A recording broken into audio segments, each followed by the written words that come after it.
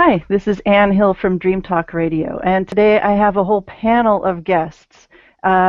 We are discussing a new book. It's actually the first in a two-volume series called Lucid Dreaming, New Perspectives on Consciousness in Sleep. And this volume is edited by Ryan Hurd and Kelly Bulkeley, who are joining us today. And the volume has to do with science, psychology, and education. So welcome. Let's see. Let's go. I'll just go to my left. Ryan, welcome. Hey, Ann, thanks for having me today, and thanks for putting this call together. This is a great group of folks, and I hope we do it several times because there's so much we could cover. I think that's right. I mean, only, four people can join us out of several contributors to this volume, and it was kind of an arbitrary time to see if we could pull this hangout off. So I guess my first question is, how did this project get started? Who had the idea, and how did you connect with the publisher around it? Well, the idea started with me probably about 5 years ago. I really wanted to see anthology, a modern anthology on lucid dreaming, because it hasn't been done in a scholarly perspective just on lucid dreaming since the 1980s with Stephen LaBerge and Jane Gackenbach's Conscious Mind, Sleeping Brain. And that was literally 30 years ago. And so, but in particular, there's been a great growth around all of the cultural and spiritual and applied uses of lucid dreaming that have really kind of come into fruition. And I really wanted to have a volume that kind of showed that interdisciplinary, nature. And so Kelly got very enthusiastic with the project with me, and we went through, and Prager showed up as a publisher, and they said, hey, I've got an idea. How about you make it into a two-volume set rather than just one volume, and that way you can just really cover a lot of material and have a lot of people. And so we did, and in the end, that's 30 different chapters over a two-volume set, going from science to shamanism and everything in between. So it really kind of is a mind-exploding book. It's hard to hold it all, actually. Yeah. Kelly, do you have anything to add to that? How did you make the decisions for instance, for all the contributors and where to set the boundaries for each volume? Yeah, well, it was, as Ryan said, we had this initial sort of enthusiasm around the idea. Ryan has done so much work in this area already and knows so many of the key players. So, and as you mentioned, Stephen LaBerge and Jane Gackenbach wrote that wonderful book almost 25 years ago, 30 years ago almost. And it just seemed like, wow, there really is this wonderful opportunity to bring together a lot of people who are doing creative new things. That's my big interest, is sort of facilitating interdisciplinary dream research. And then Prager came up with this, counter proposal to us, saying, why not do a two-volume thing rather than a one-volume? And I'll confess, my first thought was just abject terror. It's like, no, dualism. Like, we have two things now. We have to, volume one has to be something, volume two has to be some, it just seemed to right away raise issues about how we were going to organize it, because it's such obviously a wild topic and so many different directions to go on. So anyway, we ended up roughly divvying up the chapters into two equally balanced sets, but I think we say at several points, it's not a hard and fast typology that we're imposing on the field at all. Mm-hmm. On the contrary. Right. So let's just jump right in to some of the content in this volume, because I think that'll give people a good idea of really the breadth that you're exploring. And Kelly, I actually want to start with you because you've got the first chapter in the book, and it's all about lucid dreaming by the numbers. And you talk about both the demographics of lucid dreamers and what we know or what we can gauge and measure about the content of lucid dreams. Can you just sort of walk us through who lucid dreams and who lucid dreams more than anybody else, and what do they dream about? Well, I mean, part of the research presented in that chapter is building on research from lots of other people. So there's some original material that I bring in there, but I'm also happily confirming things that other people have been working on since the Gackenbach and LaBerge book. So, one thing I try to support is the basic idea that lucid dreaming is not a rare, unheard of experience. So, just the fact that all sorts of studies have indicated that 50% or more of the general public, if you ask them, have you ever had a dream where you've been aware that you're dreaming, at least that many people will say yes, and particularly younger people. So I'd say the biggest take-home message in some ways from all that quantitative research is lucid dreaming, is a more natural tendency of young dreamers. It's not something that necessarily gets lost later in age, but it definitely, in demographics, the younger, mind seems more open to it. And so your chapter doesn't talk about the why so much, but it measures what we know from the data we've gathered from reasonably reputable studies. Is that right? What's the kind of extent of that research at this point? Well, one thing that's kind of obvious, I suppose, is that lucid dreams have a lot of cognition, a lot of thought compared to other dreams. So that's the content aspect. The frequency, like I said, biggest message is younger dreamers have more. In terms of the content, and this is like comparing sets of lucid dreams to like Holland van de Castle type patterns of quote unquote ordinary dream frequencies. Lucid dreams definitely have a lot of thought-related words, effort-related words, and surprisingly less vision-related words than other dreams. And again, I try to qualify all this, as just the beginnings of research still in this area. I mean, we need way more.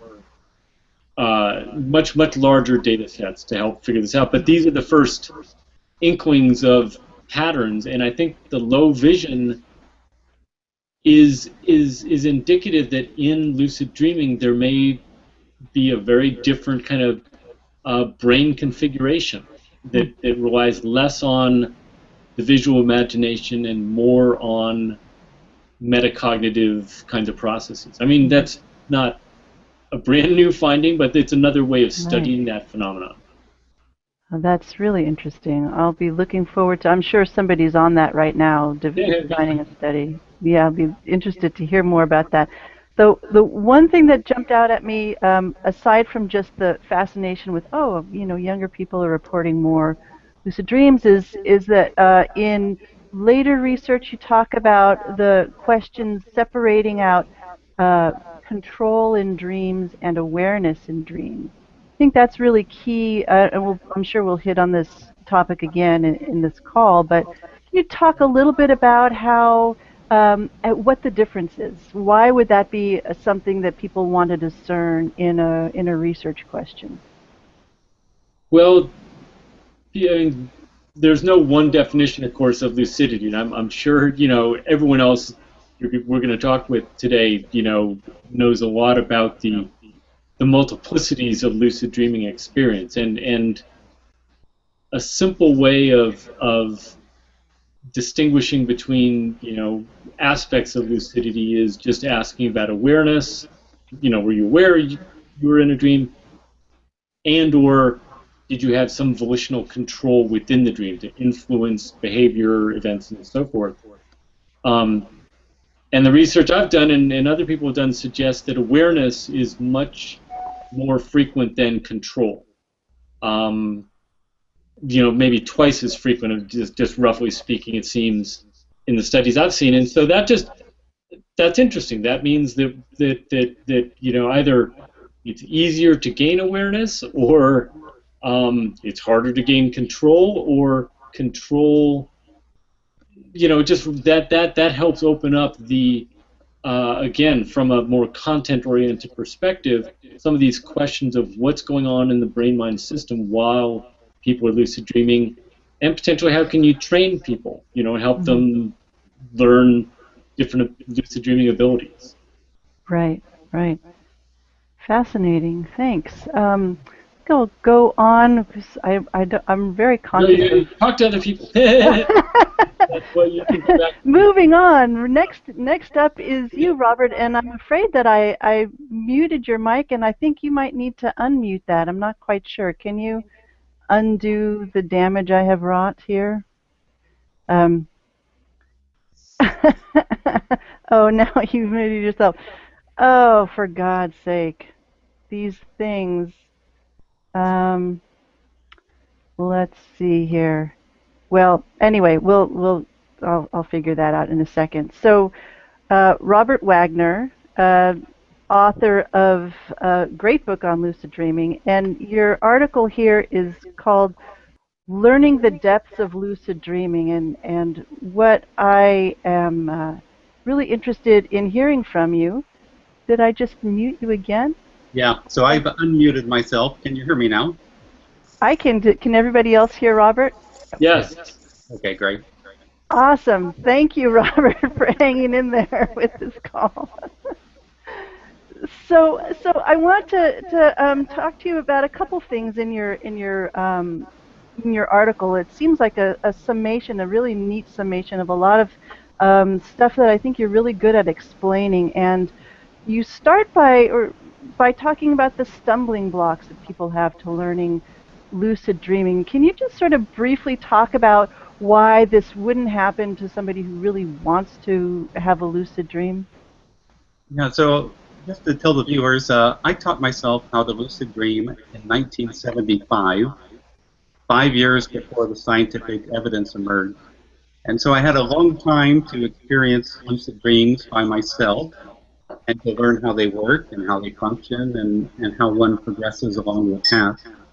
So I noticed that there were a fair number of stumbling blocks, like any lucid dreamer probably knows. If you get too excited, you'll pop out of the lucid dream. If you stare at things for too long in the lucid dream will probably collapse. And also, your fears will keep you contained or constrained, as well as your limiting beliefs. And so there's a number of stumbling blocks that we all encounter as we go deeper and deeper into lucid dreaming. And it's a very long progression, and in fact, this is my 40th year as a lucid dreamer. Impressive.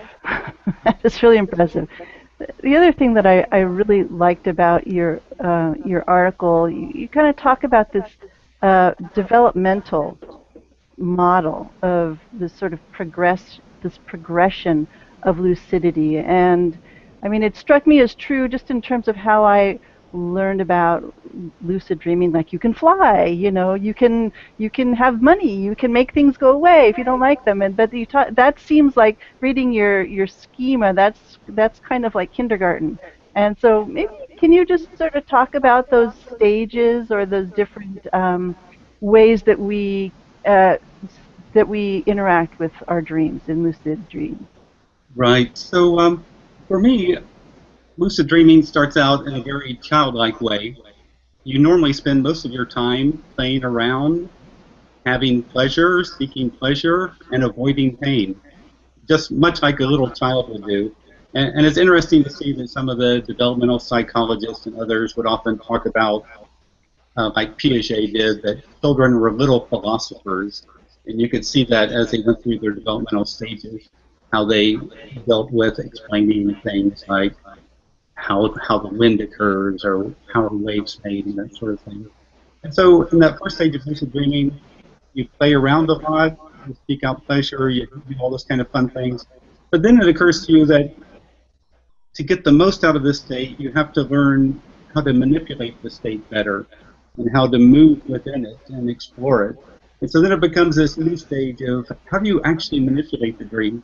Now, a long-term lucid dreamer like me would now say that actually I'm manipulating the mind, not so much the lucid dream. But at that stage, manipulation of movement seems very important. Then you probably leave or come to the most egoic part of the progression, which is where it's all about power and purpose and primacy. The lucid dreamer trying to control things, trying to make everything fit kind of their model of the universe. And that's a difficult stage because oftentimes the unexpected will happen, there'll be surprises, things won't fit your worldview, you might have nightmarish or out of control things occur that scare you. And so this is a very difficult stage. And that's when you move to the next stage. Hopefully at this point you won't end your lucid dreaming career, and you move to a stage of reflection or re-reflection about what you've been experiencing, reaching out to what I feel is the larger awareness behind the dream. And finally, when you realize that it's all a co-created reality, as is dreaming, it appears, and so does waking reality, you try to go beyond lucid dreaming. And that's when you get to a profound state of what I feel is experiencing awareness, and where you get to experience more non-dual states of awareness. Mm-hmm. And you also make the point that this is not like, okay, day one, stage one, day two. Like this is taken you decades, takes most people decades, and my hunch is that's useful thing because I mean we're going to talk about non-dual experience, and it seems to me that having your fingers burned on the stove is early on is preferable to accidentally lighting a fire in the middle of the living room because you don't quite have the experience under your belt to contain the world or the to understand what's happening. How would you frame that? Well, probably one of the concerns that I have in the current reality of the internet, where people learn techniques, oftentimes they might learn advanced dreaming techniques when they're either conceptually not ready or they're emotionally not ready for what they're asking. So if you engage the larger awareness and ask for a conceptual experience, and this conceptual experience begins to happen to you in the lucid dream, it can seem powerful and overwhelming. So I appreciated that I started out before the internet, before even the scientific proof, because that allowed me to develop in a more natural way, I feel. But yeah, there definitely are concerns as you go deeper and deeper into lucid dreams about how to fit it into your mind and how to work with it. Right. Thanks for that. And as we're going deeper and deeper, it's probably time to tap into the Paleolithic dream. And so, Ryan, you have an article in this book, and in case people are just tuning in, this is Lucid Dreaming, New Perspectives on Consciousness in Sleep. And I'm speaking to 4 of the contributors to Volume 1. And Ryan, talk to me about the Paleolithic mind. Don't tell me I have to stop eating wheat, please. Just because I stopped eating wheat doesn't mean I'm trying to take your wheat away from you. So, yeah, I wrote this chapter about the Paleolithic mind and lucid dreaming, and it's meant to be poetic, really, more than anything, in the sense of invoking this, this idea that we've been lucid dreaming as humans for a really long time, longer than it's been scientifically validated, longer actually than Robert's been lucid dreaming. Robert started lucid dreaming the year I was born, so so I can validly say that. And actually, before civilization, before really the Paleolithic people had the same brains that we did, and they were probably sitting around the campfire having extraordinary experiences, talking about them, and it was affecting their behavior and affecting their society. And so, and I think later what we'll start to see some debates about How does this affect, evolutionary psychology? Is lucid dreaming something that is actually brought down that was affecting this? Is there a benefit to it, or is it just something that sort of didn't get in the way enough, and it's just been kind of a rider for humanity all this time that could be used for many purposes? But the main concept of the article really is integrating some of the work that some anthropologists have done, looking at extraordinary states of consciousness, with all the work that some psychologists have done, looking at lucid dreaming, and kind of squishing them together and saying, look, there's these two really awesome bodies of knowledge, and they come together, and when you bring them together, you see that we know an awful lot about extraordinary states.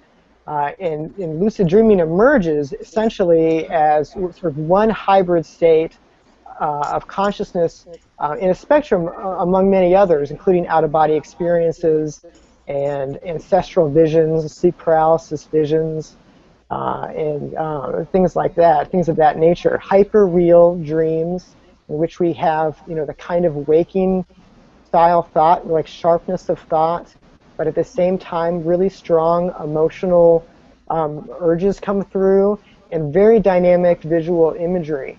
And you bring that together and it's just pow, right? And so this is something that we've been working with for a long time. And I think that at certain times in the past it probably was very influential in terms of charismatic leadership. When you look at, say, healers, or shaman. I know that term is sort of, some people like that term, some people don't, but the idea of shamanistic techniques, lucid dreaming as a technique for people who were altering their consciousness to bring information to other people, teaching other people to do it so they can heal themselves, bringing about these sort of placebo responses. I think it probably had a very big influence on the genesis of spirituality and religion, some of these concepts of what is a soul and what happens after we die, because we go to sleep every night and we have this incredible life that's not of this life. And so when you think about stripping away all the modern technologies, and imagine what that was like, what lucid dreaming was like 10,000 years ago, it puts it in this different kind of perspective. Yeah, I mean, I like the term because I feel like it my suspicion is that all the way back to the dawn of prehistory, it's basically we're turtles all the way down, to paraphrase whatever's at Plato. And humans are humans. Humans have been humans with all of their foibles and quirks and genius moments. Really, I guess we would, if we're talking Paleolithic, okay, sure, let's go back 50,000 years. And so I like the term for that there's I mean, the difference now maybe is that all of those quirks and foibles have achieved scale in this way that our ancestors hadn't really imagined, and that's presenting a whole range of problems we call civilization and its discontent. So what does setting lucid dreaming in a long-term evolutionary perspective do for us in terms of understanding our experience now? And I'm thinking in particular of lucid nightmares, which you talk about a lot in your article. Right. Well, there's a couple of things come to mind, which is, number one, this is a thought experiment, and I honestly don't know. But something happens, and actually Robert Waggoner talks about this as well in his first book, about once you get into lucid dreaming and you do it for a while, from a personal perspective, you begin to see that there's a certain way of thinking, a certain way of being that is promoted through lucid dreaming, and essentially it becomes a sort of respect for the world. You realize the universe is alive, it's dynamic, it's relational, and this is just the phenomenology of being in a dream and being in a conscious dream. You have a thought, you're in a dialogue with a dream character, they have uncanny knowledge that what you're talking about, but you don't know necessarily what they're thinking about, and yet information is shared, and there's many unknowns in terms of like how the psyche is constructed. And yet respect and gratitude and basically just making room for other people to talk in lucid dreaming becomes a very important way of being. And this is, it kind of comes down to the golden rule. If I could really just like boil it down in a way, this is the shamanic perspective in many ways. This is animism. This is almost the first religion, if you could say it that way, that we had as humans. It's a way of thinking that we still do. It's a very appropriate way to do it in a lucid dream, and I think when you become a lucid dreamer and you start to respect your dreams, I think you wake back up to that way of being, and I think that there's some hope that you can say, oh my gosh, I've been dead to the world in so many ways, I've been so into me. You can wake back up, and and that's a grassroots kind of way of hopefully of getting out of the mess of modern civilization. Not exactly a roadmap, but it's kind of like in terms of lucid nightmares as well. Let me just add, it's like when your leg falls asleep and it's waking back up. There's pins and needles and there's some pain there. Lucid nightmares might be part of that pain. You kind of come back to awareness of many things that are not right. Conflicts within ourselves, but also within society. I think being aware of those conflicts and bringing those conflicts into consciousness is a really important part of lucidity. Mm-hmm. Oh, yeah, I have to agree with you there. And while we're talking about pain and pins and needles, this is a great time to introduce my last guest, Scott Sparrow, who has been hanging out all this time. Welcome, Scott. Hi. Hi. So you have been doing this for a lot longer than the rest of us, or at least most of us. I guess that's fair to say. One thing that I really love about your article, I mean, you're kind of going into the philosophy of lucid dreams, and also a little bit about the history in the modern terms. I guess since the 70s, or of how lucid dreaming was first came back into popularity, and what the basically the two camps were in terms of how to frame what you can do in lucid dreaming. So can you just walk us through a little bit of that? It's fascinating history. Sure. Well, I had my first lucid dream in 1970, and I didn't know what it was. No one, as far as I know, had written about it or termed it, labeled it. I didn't know that there had been a book already published on it, but I found that later. But in 2 years, I did a master's thesis on lucid dreaming as an evolutionary process. And the thesis of that was that lucid dreaming was a new state of consciousness, just as the ego had been to the ancient world, perhaps 5 to 10,000 years ago. The kind of ego as we know it started to emerge somewhat. And I thought that the paralleling the two was a useful way of looking at it. Of course, we know that the ego in the real world is the greatest thing since sliced bread, but also the most damaging thing that we've kind of developed in ourselves. So I thought that lucidity could really be the harbinger of both potentials. And I began to look at that as both a wonderful potential, but also a downside that could come about if we emphasize too much the idea of control or manipulation. We think of ourselves as open systems in the world. We certainly interact with people, and we're not so isolated that we're not affected by people around us. But when we have our dreams, oddly enough, traditionally, we tend to think of the dream as a private experience, and we tend to think of the dreamer as a closed system, even though most of us here, I think, don't buy into that because of all the studies on psi and paranormal experiences. We know that dreams are particularly conducive to having those kinds of experiences. So my chapter really had to do with to what extent should we feel comfortable controlling our dream content? To what extent should we have a respectful attitude toward it, because we really don't know its ultimate nature? I tend to think of dreams as kind of like a bus station where you meet all kinds of people, some of whom aren't from your hometown. And it's a motley crew. It's very teeming and unpredictable. And if we think of dreams that way, and the lucid dream in particular that way, then we really should, I think, and I use that word very carefully, because I don't want to come across as preaching. But I think that we should have an attitude of not knowing, at least suspending our judgment of what it is we're encountering. We really don't know who these characters are ultimately. Mm-hmm. Fritz Perls might say they're parts of ourselves. Jung might say they are archetypes or embodiments of archetypes. Freud, posing as our parents.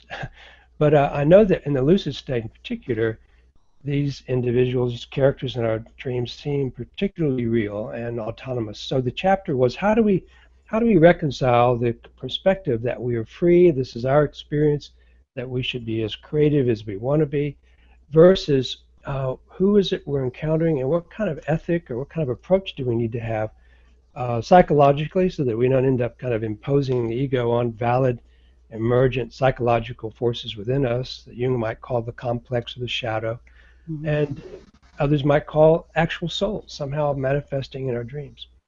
So I develop a developmental continuum which basically says by acknowledging the autonomy of the dream and perhaps the independence of some of the dream characters, we actually allow ourselves to enter into a relationship. That a true relationship with the dream really depends on us treating the dream as another. And if we render it as nothing but fantasy or our own self-created content, then there is no true relationship.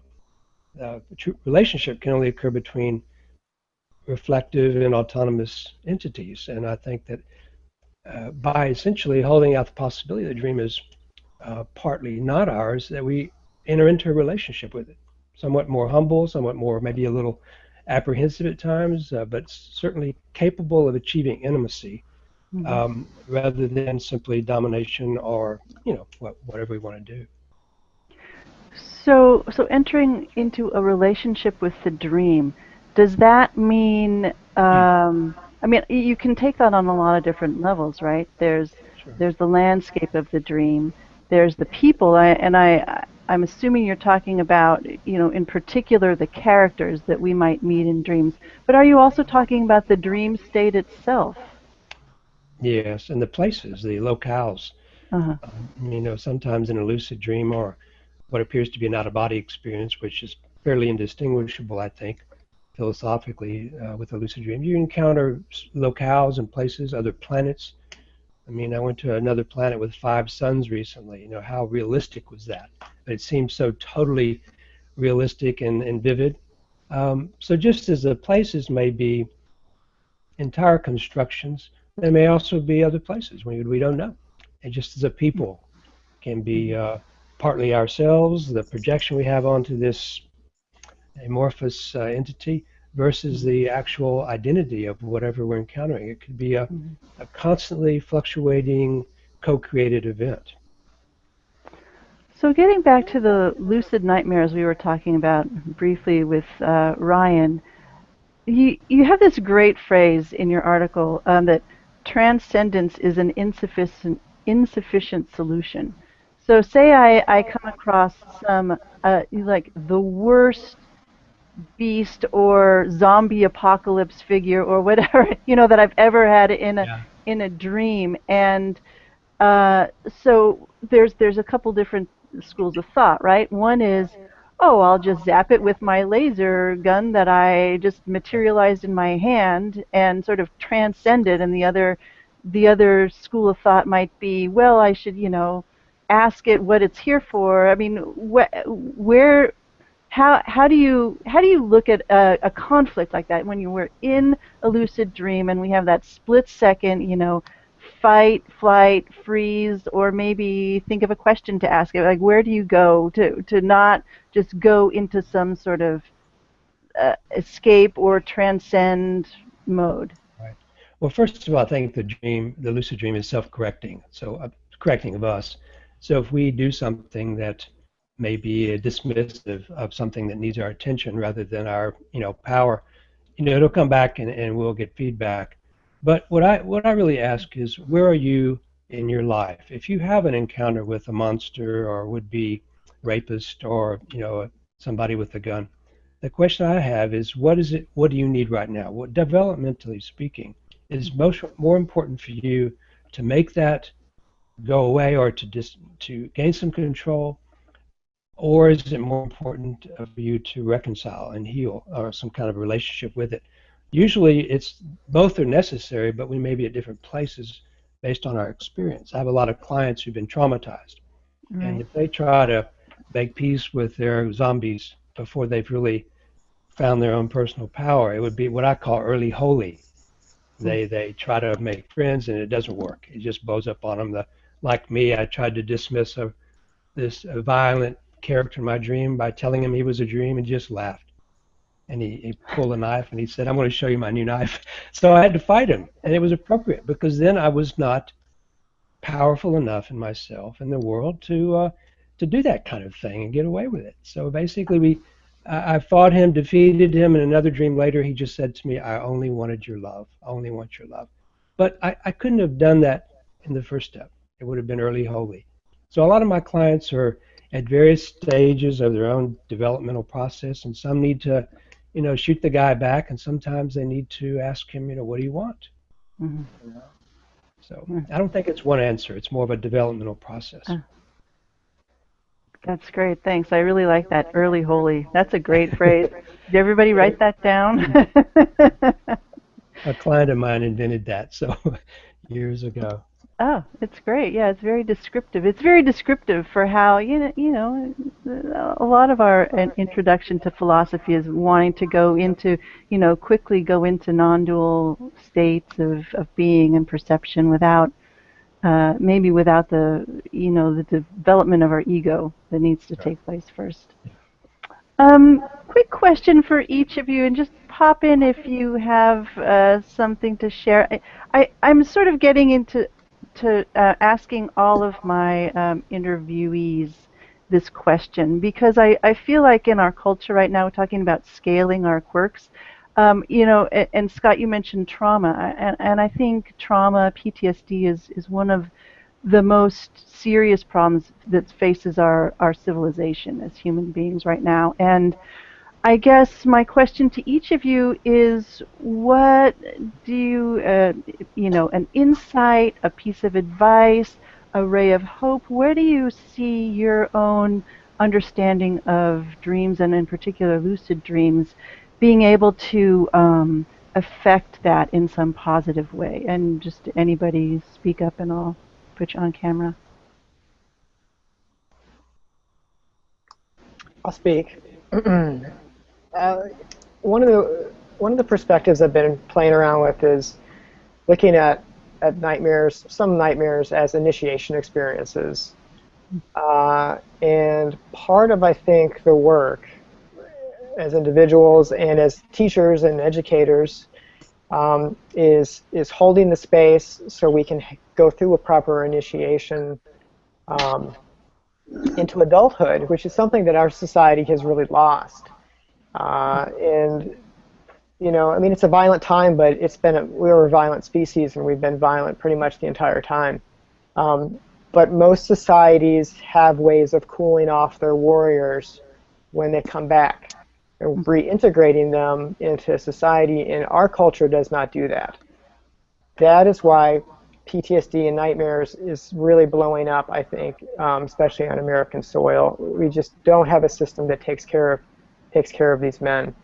And so I'm really delighted to see that there's therapists who are working with PTSD, nightmares, with veterans, because these are veterans who are brave enough to work with their dreams, and they're actually finding healing by facing, rescripting, whatever, there's, like Scott said, there's not one way of dealing with nightmares or dealing with trauma, but working with the material and going through and finishing and completing that initiation with the elders, with the society, right there helping them. And that's, I think lucid dreaming can be a part of this cooling down process. Great, thanks for that. Anyone else? Sure. Great.